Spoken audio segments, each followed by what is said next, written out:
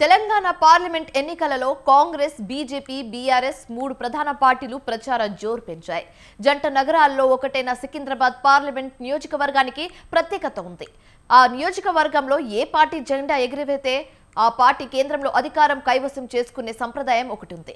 అయితే మరోసారి ఆ సంప్రదాయం రిపీట్ అవుతుందా? సికింద్రాబాద్ ప్రజల మధ్యలో ఉన్న నేత ఎవరు? ఆ నియోజకవర్గ ప్రజల తీర్పు ఎలా ఉండనుంది? సికింద్రాబాద్ ప్రజల సమస్యలు ఎరిగిన నేత ఎవరు? Watch the story. మేము ఇక్కడ బండమేసమ్మ ఇందిరా పార్క్ దగ్గర ఉంటాము. ఇక్కడ ఏరియా వర్షం వచ్చినప్పుడల్లా మనకు సికింద్రాబాద్ ఏరియాలో ఈ బండమేసమ్మలో కూడా ఇక్కడ కాలువకట్టుకు మొత్తం ఇబ్బందికరంగా ఉన్నది. అది కూడా గవర్నమెంట్ దృష్టికి తీసుకెళ్తున్నాము. మున్సిపల్ జిహెచ్ఎంసీ వాళ్ళు కూడా వర్షం వచ్చినప్పుడే కాదు, మిగతా టైంలో కూడా ఈ బస్తీ గురించి కూడా చర్యలు తీసుకొని పనులు చేయాలనుకుంటున్నాము. ఓట్లు వచ్చినప్పుడే బస్తీ వాళ్ళని గుర్తిస్తారు, తర్వాత మర్చిపోతారు. నాయకులు ఓట్లు వచ్చినప్పుడే ప్రజలు గుర్తొస్తారు. లీడర్లు అంటే అవసరం ప్రచారానికి ఇప్పుడు ఏ అధికారం పార్టీ ఉన్నా కూడా అవసరం ఉన్నప్పుడే జనాలను పిలుస్తున్నారు. అవసరం లేదంటే ఎవరు పట్టించుకుంటలేరు. పార్టీ సమస్యకు వచ్చినా, టీఆర్ఎస్ పార్టీ వచ్చినా, కాంగ్రెస్ పార్టీ వచ్చినా అగ్రవర్గాలకు, పేద ప్రజలకు మాత్రం న్యాయం జరగట్లేదు. పైన ఉన్నవారికే న్యాయం జరుగుతుంది, లేని వారికి ఎవరు కూడా అభివృద్ధి పొందలేదు. డబుల్ బెడ్రూమ్ ఇళ్ళ కోసం అప్లికేషన్లు పెట్టుకున్న వాళ్ళు కూడా ఏం న్యాయం జరగలేదు. చాలామందికి ఇల్లు లేని పేదవాళ్ళు చాలామంది ఉన్నారు. హైదరాబాద్లో, సికింద్రాబాద్ ఏరియాలో కూడా కిరాయిలు కట్టలేకపోతున్నారు. కిరాయి పర్పస్ గురించి కూడా గవర్నమెంట్ చర్యలు తీసుకోవాలి.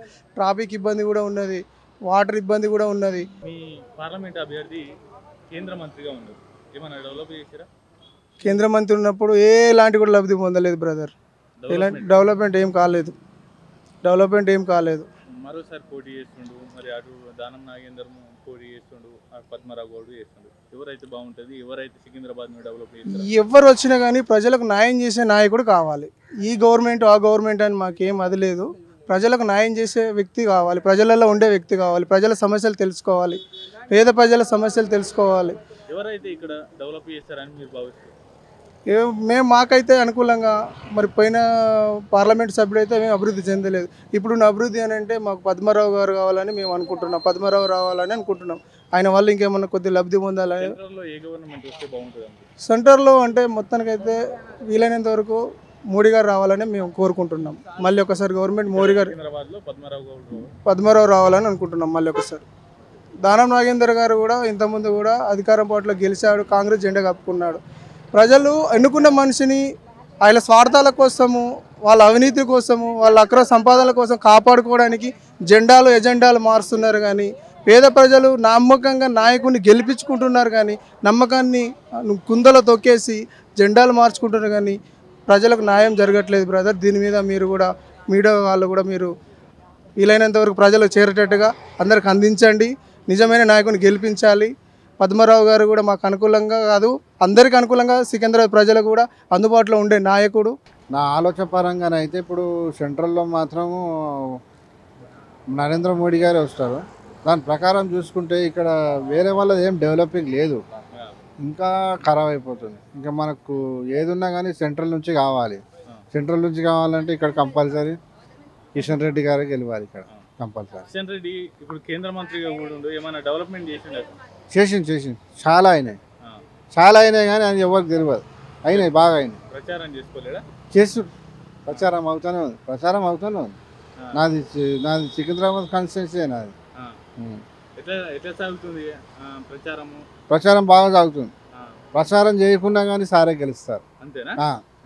No doubt. ఓకే, ఏమన్నా డెవలప్మెంట్ చేసిండు అదే చేసిండు కానీ అది ఎవరు గెలవనిస్తలేదు. అప్పుడు అంటే టీఆర్ఎస్ ఉండే, ఇప్పుడు కాంగ్రెస్ ఉండే, గవర్నమెంట్ లేదు, మళ్ళీ ఎలా తెలుస్తుందో తెలియదు కదా. సికింద్రాబాద్ పార్లమెంట్ నియోజకవర్గంలో ఉన్నటువంటి ప్రధాన సమస్యలు ట్రాఫిక్తో పాటుగానే వర్షాకాలంలో ఇళ్లలోకి నీరు చేరడం, వీటితో పాటుగానే డ్రైనేజీ సమస్య కూడా ప్రధానంగా కనిపిస్తూ ఉందని అక్కడి ఓటర్లు చెప్తున్నటువంటి పరిస్థితి ఉంది. ఓవరాల్గా మూడు ప్రధాన పార్టీలు కూడా ఇప్పటికే ప్రచార జోరును కొనసాగిస్తూ ఉన్నాయి. ఎన్నికలలో తామంటే తామే నెగ్గబోతా ఉన్నామంటూ కూడా ధీమా వ్యక్తం చేస్తున్నటువంటి పరిస్థితి ఉంది. ఇది ఓవరాల్గా తమ సమస్యలను పరిష్కరించే నాయకుడిని మేము ఎన్నుకుంటామనేటటువంటి ధీమాను సికింద్రాబాద్ పార్లమెంట్ నియోజకవర్గ ప్రజలు ధీమాను వ్యక్తం చేస్తున్నటువంటి పరిస్థితి ఉంది. దీంతో పాటుగానే సికింద్రాబాద్ పార్లమెంట్ నియోజకవర్గానికి ఒక ప్రత్యేకత ఉంది. సికింద్రాబాద్ పార్లమెంట్ నియోజకవర్గంలో గెలిచినటువంటి పార్టీని సెంట్రల్లో కూడా అధికారాన్ని కైవసం చేసుకునే ఆనవాయితీ కొంతకాలంగా వస్తుంది. ఇది ఈసారి రిపీట్ అవుతుందా లేకపోతే డిఫరెంట్గా ఫలితాలు ఇస్తారా ప్రజలు అనేది కూడా వేచి చూద్దాం.